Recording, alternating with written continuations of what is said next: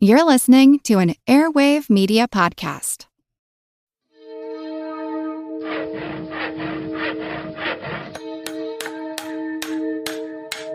Monster House presents Toronto, Ontario, August 1978.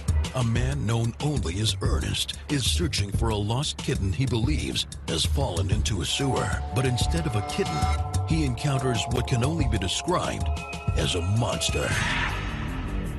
After telling a few friends about the incident, Ernest was contacted by a Toronto area newspaper. As the newspaper investigated his story, the reporter found buried animal remains and a small chamber that could have been the monster's lair. The evidence documented in the article was so alarming, Toronto's sewer department thoroughly inspected the city's entire tunnel system, out of fear that whatever was down there may go after children.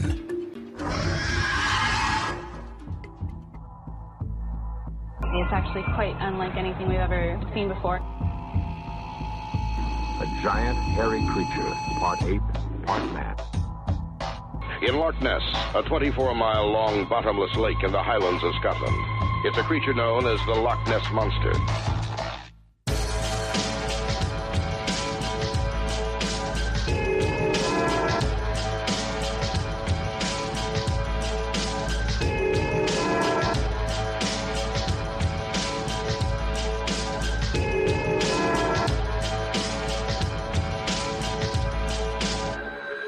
Monster Talk. Welcome to Monster Talk, the science show about monsters. I'm Blake Smith. And I'm Karen Stolzno. The audio clip you heard at the intro was from the 2010 TV show Freak Encounters, a monster show that specialized in giving genuine legends the sort of candid camera treatment by pranking unsuspecting people after priming them and putting them in scary situations. The Toronto Cabbagetown Tunnel Monster is not a well-known creature, yet it fits many of the patterns that we've talked about on this show. One wonders why some monsters become viral sensations, while others end up as deep cuts to discuss around the cold cuts at monster parties. I don't have a good answer to that, other than the somewhat tautological assertion that stories that spread the best are the stories that get written up and repeated the most, which really tells us nothing useful. But Jeff Dupuis has joined us today to bring us the story of the Toronto Cabbagetown Tunnel creature, a strange one-off tale of a monster sighting that checks all the boxes for a monster flap, yet never quite took off. Monster Talk. I was not able to dig up an extensive bio for you, so for our listeners, who is Jeff Dupuis? I'm the author of the Creature X novels from Dundurn Press, which are a series of skeptical cryptozoological murder mysteries. So there are 3 novels in that collection. I'm also an editor. Right now I'm editing an anthology called Devouring Tomorrow, which is about how technology, climate change, pollinator die-offs, how that is going to change what we eat and the ramifications that'll have on human culture. Wow, interesting. So it's a collection of short stories where various Canadian literary writers, not so much sci-fi writers, but literary writers explore that. And we brought you on to talk about a curious story. And I will have to admit that I'd never heard of this before, but the Cabbagetown Tunnel Monster. So it's a legend that, Blake, had you heard of this before? I'm really curious about it. It's an interesting article, which we'll link to in the show notes. I don't know why there was a weird gap there. And it also, I have all these questions about, because what I had heard was that Toronto has lots of tunnels because during the winter, it's very unpleasant to walk out in the snow and ice, and that they have like ways that you can get around the city through tunnels. So this story I loosely in my head merged nicely with the article, but I don't know what's real and what's not. Please enlighten me. Yeah. Yeah. Could we get an overview of the legend? Certainly. So the story goes that in August of 1978, in a part of the city called Cabbagetown, which is the kind of eastern corner of downtown, there was a man named Ernest, who's 51 years old, who lived in an apartment building out there. And he was taking care of a litter of kittens. And one of the kittens went missing. And so he was poking around his building where there was a tunnel that was part of a passage that apparently used to lead to the street, but construction had altered it. So it really went nowhere. And he decided to climb down and look for the kitten. And he went down with a flashlight and he poked his head in, and no more than 10 feet in front of him was what he describes as a creature with glowing red-orange eyes that weighed about 30 pounds, he estimates, about 3 feet long, that looked like an ape, like a monkey, with slate gray fur, and very visible teeth, prominent, scary teeth. And he shone his light on this creature, and it said to him in a hissing voice, "Go away, go away." And then it took off down another tunnel that branched off from this main tunnel. And it ran off, and he never saw it again. And he didn't really talk about it outside of his wife and some friends and family. And then about 8 months later, in March of 1979, a reporter from the Toronto Sun, who is now a very prominent journalist in Toronto, but at the time he was a cub reporter. He'd only been reporting for about a year. He heard of this story. His name's Laurie Goldstein. He heard of Ernest's story and went to speak to him about his encounter. And then the two of them went and investigated the tunnel where this took place. But during the winter sometime, the concrete slab at the mouth of the tunnel, the adit of the tunnel, collapsed. So no human could fit in because it wasn't a very large passage to begin with. Oh, no. So that's pretty much where the story officially ends. That's the genesis of this legend. Okay. Well, as soon as you talked about kittens, missing kittens, I started thinking serial killer. But have there been any other sightings of this monster? So there haven't been what I would consider, official, I'm using figure quotes here, right, sightings. There have been people who have tried to link other sightings they've had to this. Okay. There was a book that came out in 1990 by somebody who only reveals himself as being Commander X, where he talks about underground alien bases. And in his book, he talked about an encounter he had on the street of Toronto in a nearby neighborhood at 4 a.m. of a creature that he somehow likens to being part of what he thinks of as this underground community of creatures that I guess we have up here. But really there is only that one purist sighting. And that's what I find so fascinating about this story as a legend that is continuing to evolve, that you only have one source kind of story. And then watching how it changes and how it's branched off down what I consider kind of two separate sort of paths, I find very fascinating. Well, yeah. Well, let's talk about that a little bit. So the story, the initial news story is this sort of like one data point, but you must be encountering oral versions in other places. So can you talk a little bit about what are the other versions out there and how is the folklore developed over time? I would say there are sort of three branches to the story. The one I sort of hinted at from the book by Commander X, that there's an underground city, possibly extraterrestrial, underneath Toronto. And this is where the Cabbage Town story has sort of merged with another urban legend that we have, that there's an intersection in Toronto, Church and Gerrard, which is not too far, about just under 2 kilometers from roughly where the monster was spotted, that there's an urban legend that there's something underneath that part of the city that causes abnormal behavior and abnormal mechanical failures on the surface around that intersection.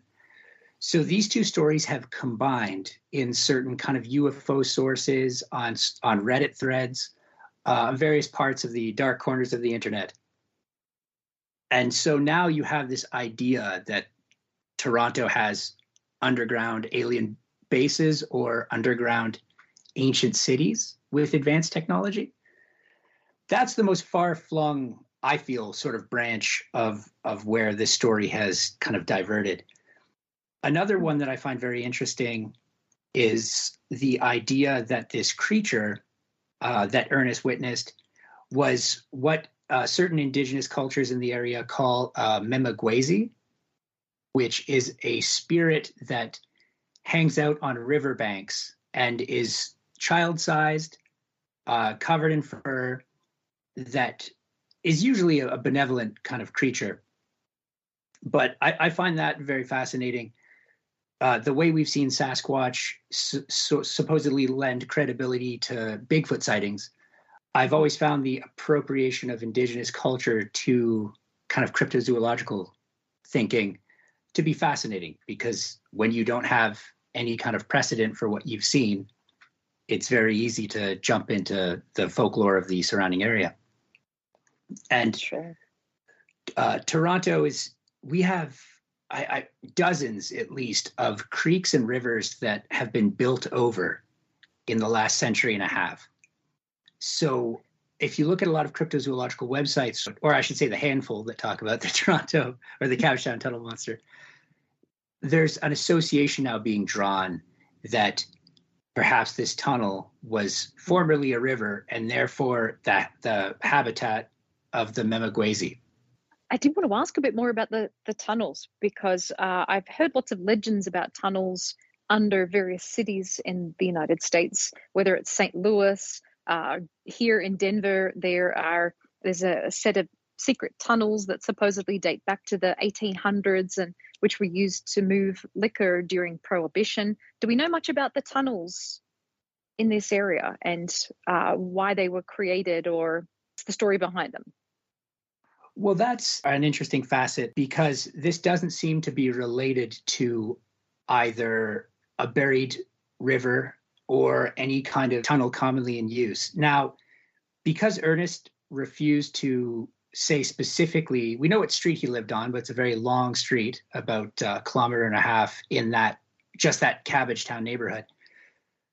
Because he didn't want to give too much away about who he was or where he lived, we don't know specifically what the tunnel was. Now, in the original news story, the writer Laurie Goldstein spoke to some sewer workers who said it looked like, because they had to investigate it in case a kid might crawl into it. It looked like it was just caused by erosion and poor drainage, because this is also a very old part of town. So you could have had water flowing and just kind of carving out this tunnel. Because we can't look at it, we don't know how big it even was. Perhaps it wasn't as impressive as described in the article, and that's kind of a subject of exaggeration. It is peculiar that it talks, though. That's an unusual feature for little monsters. And well, that it talks. I guess sometimes they have their own language, but. Well, and it's reminding me, it's got the sort of that, Jeff the Talking Mongoose, but it's just saying get away. It's not saying anything creepy. I mean, there is something creepy about seeing a small hairy humanoid in a tunnel, but I mean, it's not an incantation or a threat. It's just, go away. It's like, get out. Yeah. Well, and that's what I think has led to some of the interesting ways this has branched off. Because you can't, it doesn't follow your typical cryptid. It does not, yeah. Mm-hmm. And I find it fascinating that we haven't seen it build in that direction. There's no unknown primate of East Toronto kind of conversations or subterranean primate. We're not hearing that. Nobody's trying to, or at least in my encounters, nobody's trying to make a scientific background. The closest to it is there was a series on Animal Planet called Freak Encounters. This was around 2010. Okay. And so there's a 2010 episode that did a 2-minute segment on the Cabbagetown Tunnel Monster. And they really swung for the fences in terms of the ominous music, the ominous pictures of unrelated tunnels they showed, the wild animal noises, that ferocious kind of cat attacking sort of noise, big cat attacking sort of yeah and they talked about it they had one interview. So it's just 2 minutes of narration and one interview where they spoke to kind of a famous character around Toronto who is a Satanist and the director of an organization called the Occult Research Bureau, which I don't think exists anymore. And they just leaned in to the idea that this is a wild animal and it's an animal that can tear you apart. So as I mentioned earlier, the original news article mentions how the tunnel mouth collapsed sometime between August of 78 and March of 79. Well, of course, when they're interviewing Salako Kalfu, the Satanist I was mentioning, he mentions that, well, what if the monster itself tore this concrete slab down? And if he can do that, then he can rip somebody apart with his bare hands, and just really leading into this idea of, oh, it's a wild animal, monstrous, stay away. And then, of course, the narration of the show goes on to say that pets and people have continued to disappear around tunnels and sewers throughout the city. And of course, that's true of every city. You can potentially say that somebody loses their pet when it just wanders about. If it was a wild animal, have there been any theories as to what kind of animal it was? If it wasn't a monster, if it was a real creature? So as skeptics who I've discussed this with, a raccoon would be the most obvious thing. Ooh, that's a good Toronto. one. Yeah. I can see that. Yeah. Because it also has the glowing eyes, because most primates don't have the eye shine that's sort of described in the story. I mean, I know eye shine isn't typically red, glowing red-orange, but if we're trying to look at Ernest's account as being 100% factual up until the go away part, I would say, okay, he encountered some kind of eye shine. I assume if the flashlight he had was anything like the flashlights I had as a kid in the 80s, probably not very good. So it might be a very muted kind of eye shine. I don't know. So what's most likely to be in a tunnel in the city of Toronto that can sort of resemble a primate? I know raccoons, when they're on all fours, don't resemble a primate, but when you see one, I can recall giving one an Oreo cookie as a kid, and it sat up and ate it like a sandwich. Yes. Because they have hands. Their hands look like little human, like little people hands. Yeah. And they're up to no good with those bandit masks on. So yep. And giveaway. Yeah, sewer workers interviewed for the original story did comment that in their experience, they had seen beavers and raccoons move into storm drains and tunnels and sewers, that sort of thing. So it's not at all out of the ordinary. Again, up until the point that it spoke to him, which I don't think there's a skeptical, reasonable explanation, unless it was a child that he encountered there that wanted him to go away. That's the only explanation for the voice I can think of. The other thing could be, if he heard the voice in the real world, it could have been a mechanical sound or a natural sound that sounded like "get out." I mean, it's not an elaborate speech. It's like two sounds repeated. That's not crazy. And what you'd expect to hear too. But and he could be hearing it in his head, "Get out, get out." There's a little hairy man staring at you. There's a lot of things, but and with a hissing voice, it's like, who knows what that sound could have been. I mean, that's a good point. Yeah, well, I mean, I if you go on YouTube, why would you? But people do. You could go on there and you could look for dogs that talk, and there's all these animal sounds that sound like speech, but they're not. But they sound like it, And it's So, and again, that's we're always approaching with the presumption of sincerity about these stories, right? But there's this pattern. I mean, this is a classic. One encounter becomes an urban legend. It's really interesting that it's still out there being talked about as a real thing you might encounter. Mm-hmm. And the fact that it pulled from the Mimagwesi Algonquin tradition, that I think we talked about that in the earlier in the Exorcist Effect two-parter. This idea of sort of narrative anchoring or plausibility anchoring. This idea that up until that terminology, I'd been thinking of it as just anchoring it in antiquity. This is not something new that's appeared from nowhere. This is part of a long tradition. You just have to look back further to see the connectedness. And of course, one what that does, as you mentioned, is it basically takes native cultural folklore and then tries to reappropriate it to, for your urban legend or urban moment of, whatever. But this story's got it all as far as following that pattern, And it was apparently it was a very popular story at the time. I have since spoke to the man who wrote it 44 years later. And he got calls from the National Enquirer.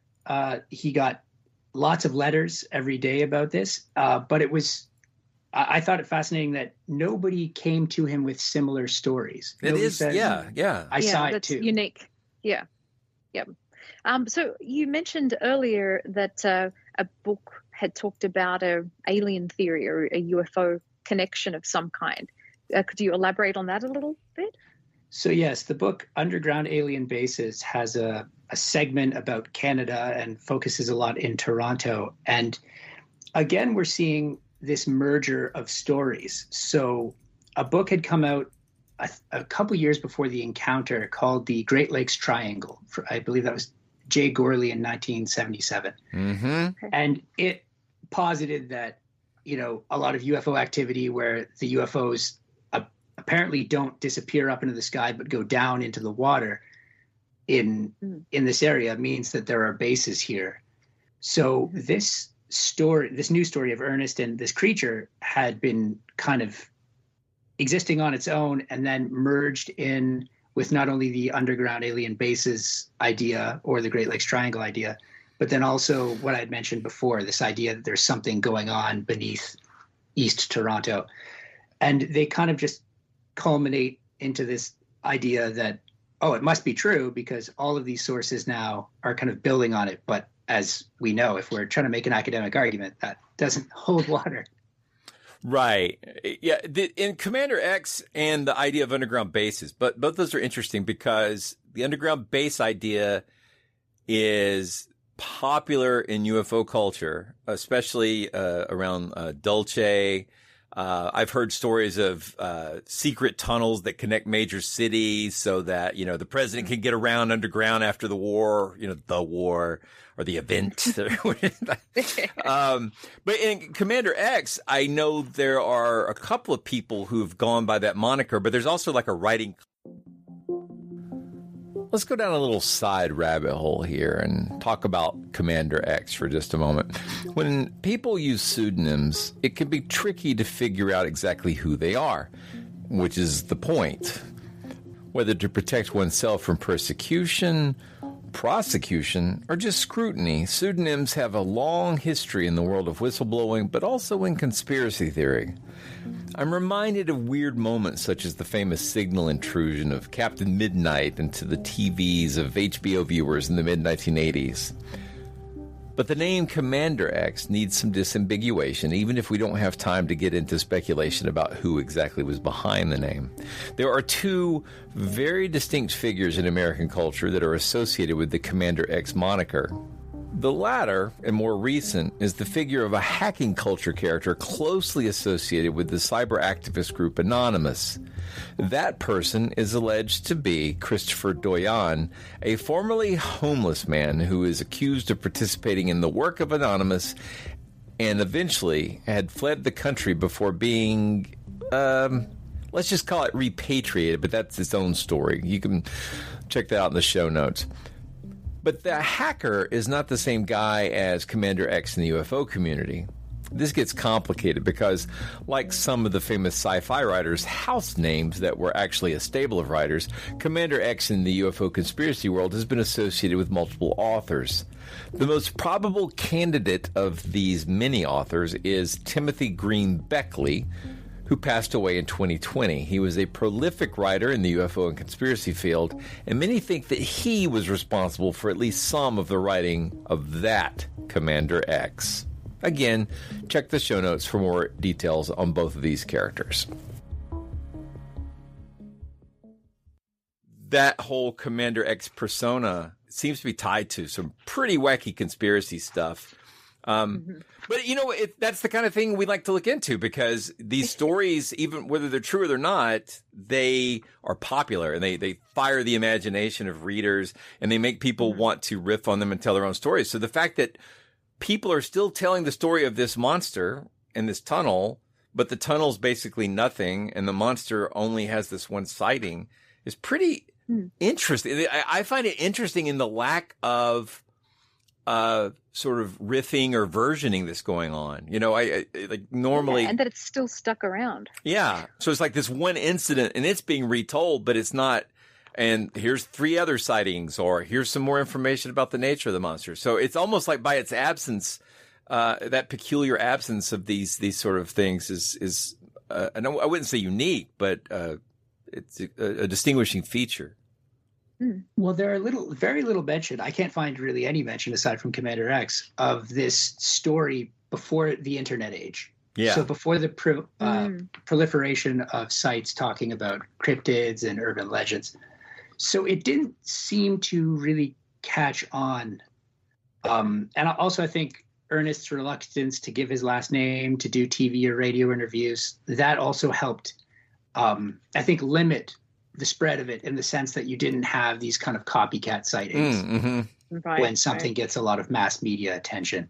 And that is, to me, I mean, I find this story so fascinating because it's the one encounter, and then to see how far it can kind of turn into either underground alien bases or indigenous legends or just a wild animal that, again, when I'm mentioning the Freak Encounters episode, they don't mention the talking because the talking is not scary. When you say go away, it's like it sounds like you don't want to rend somebody limb from limb, which is what they were going for.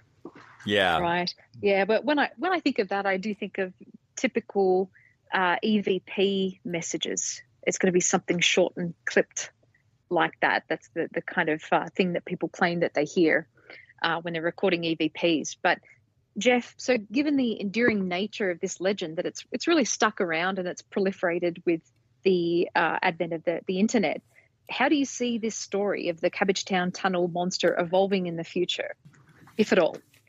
Yeah, I kind of feel it might not if we don't see anything else added to it, if there aren't more sightings. I sort of almost think that it is a relic of the pre-internet sort of age. I don't think you have too many believers except those who are really far off in the kind of supernatural, because it doesn't have that credibility as potentially being an animal. Like, we don't think that there's an unknown ape there.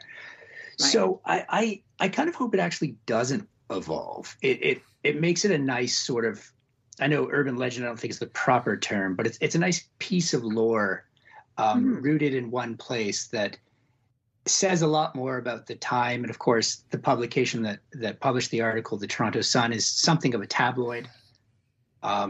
Well, it is it is a tabloid. There you go. It says a lot. They don't cover, UFO stories. It's not the Weekly World News sort of thing, but it is the kind of right-leaning, more sports-oriented paper that, features has a sunshine girl somewhere. I was about to say, is there a page 3 kind of thing? Yeah. Yes. Yeah. There is that. And I mean, it is very popular, sadly. But papers have to. The journalism has a struggle right now, and so the fact that they've been able to maintain lowest common denominator since the 70s actually speaks to something, I guess. What they do well. They rage farm a little bit, a lot of culture war related stories, and like I said, great. They're known for their sports coverage, so. Not that we're currently known for a city that has sports teams worth covering, but, we have our moments. Only covered with tunnels. I am trying to, I haven't given up. Now, the writer of the original article, Laurie Goldstein, refuses to give me any clues as to Ernest's true identity or give me the location of the site, because he made a promise, and I respect that. But I haven't given up. I am content to kind of dig into this more. And hopefully we can find what kind of tunnel system, because now it's a lot easier to access any city records of that sort of thing. And Ernest is only just a little over 100 now. So, What? It is a little morbid of me, but I am the guy who's like, okay, I can tell when he's born because of his age. I know what his spouse's name is. I'm just going to look through the obituaries. Yeah. Because there's no way he's still around. Right. Just, good for him if he is. I mean, all power to him. Yeah, no, for sure. Yeah. I mean, if that encounter caused him to have perpetual youth, he probably would want to keep that on the DL. But if that's where the fountain of youth is under an apartment building in Cabbagetown, you heard it here first, folks. Yeah, I believe it. Well, Jeff, after all this work that you've done, what's your personal stance on this legend? See, that's tough. I don't want to call Ernest a liar. And he's Laurie Goldstein really just stressed to me how honest the man seemed. Okay, never mind. I was about to say how earnest he seemed, but that is Blake's territory. 100% earnest. 100% earnest. Very frank. Yes. And so if he saw what he thought he saw, again, I'm going to lean towards either a raccoon or I wouldn't want it to be a child playing in these tunnels, but that's the only thing that I think might, if somebody actually spoke to him. But as you guys reasonable theory, yeah. It could have just been what he thought he'd hear, given the noises down there.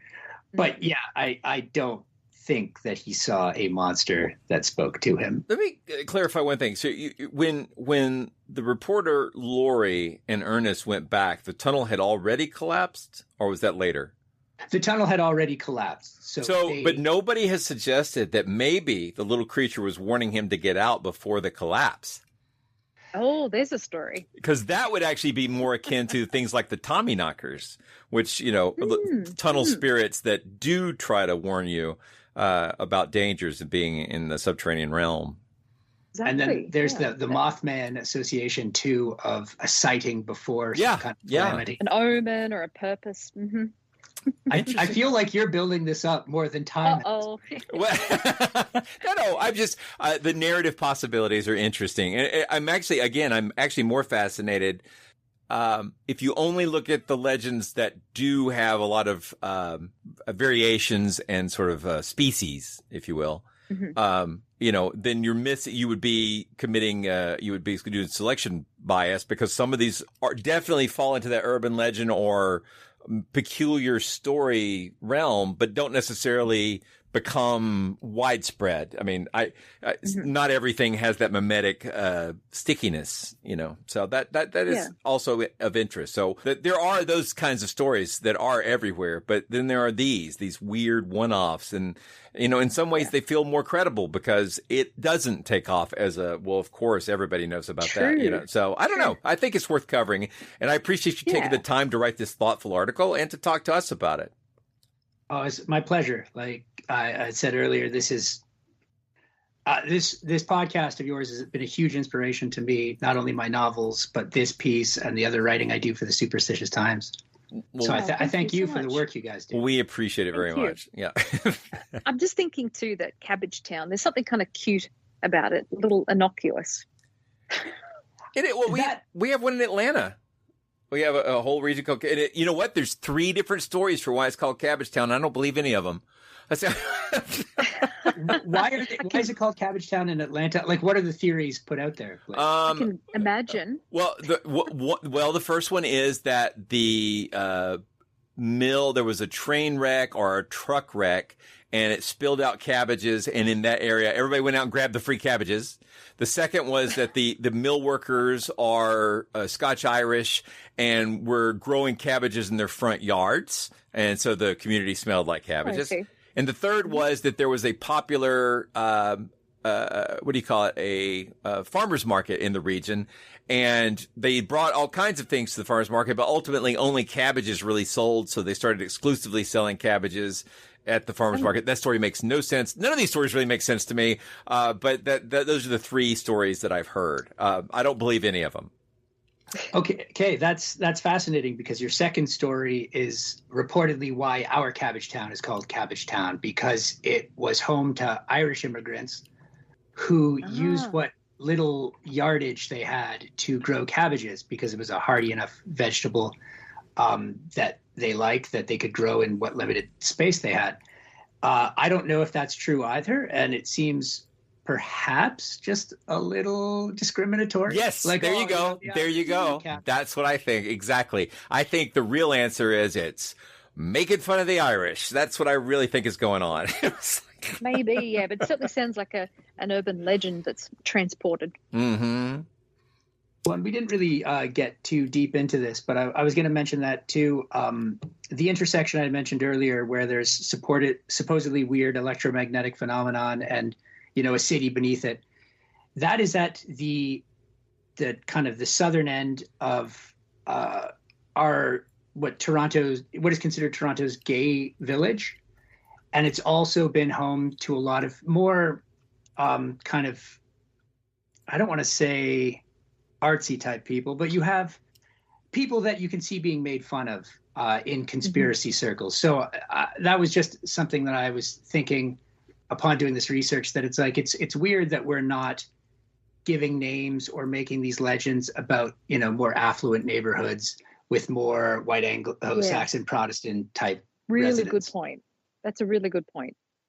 Jeff, it's been a pleasure to talk with you. This is a really interesting little story. And since this is your first time on the show, we have to ask you our signature question.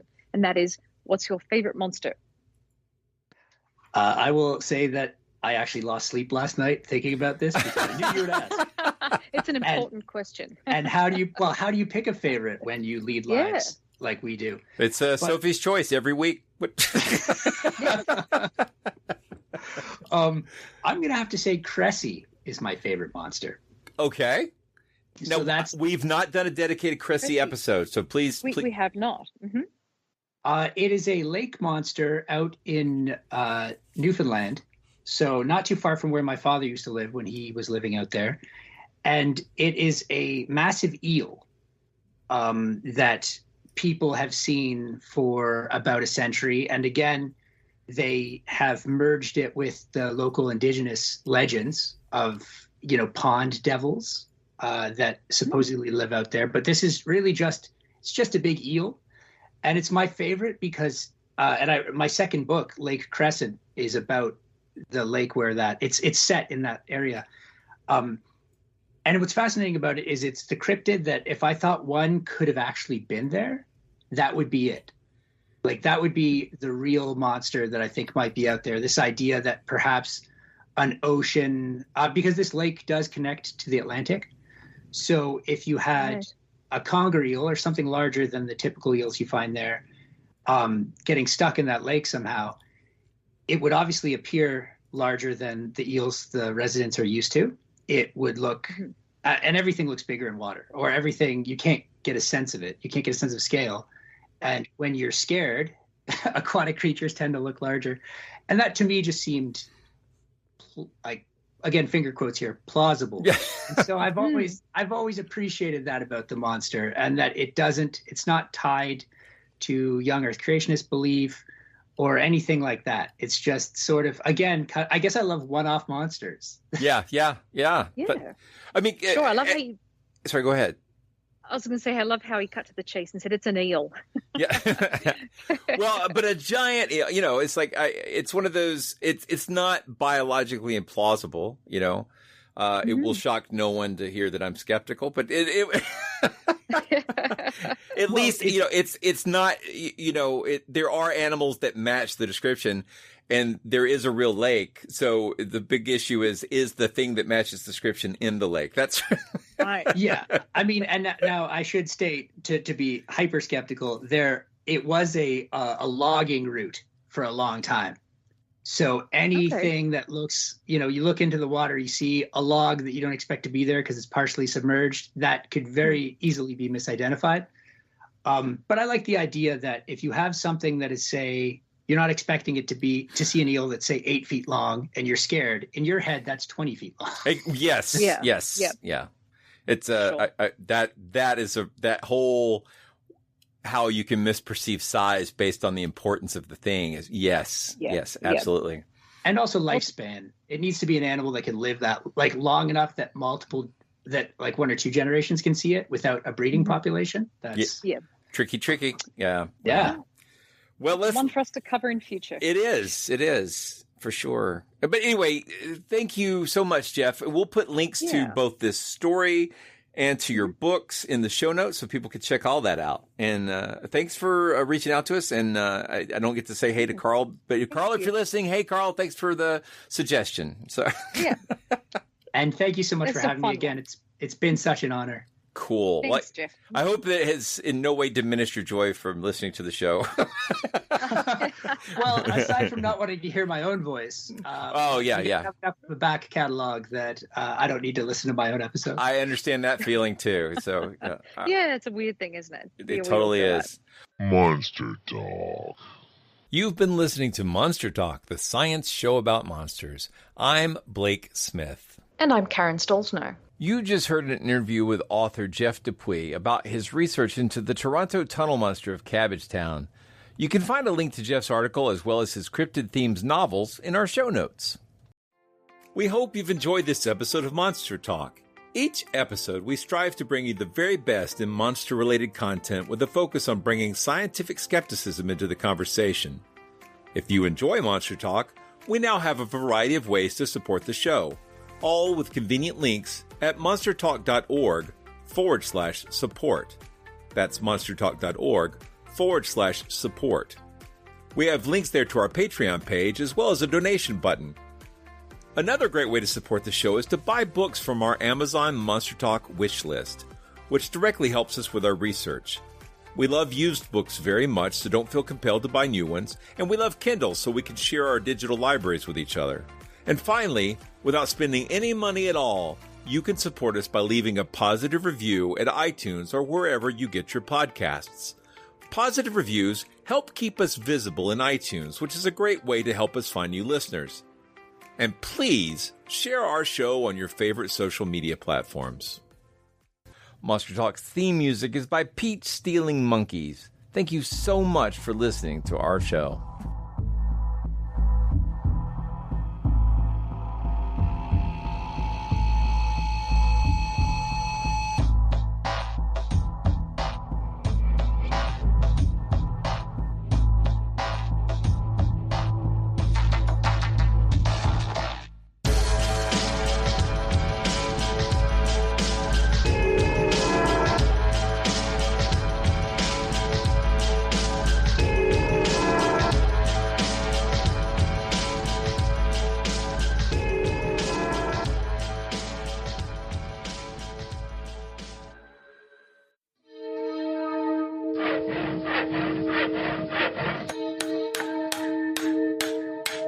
This has been a Monster House presentation.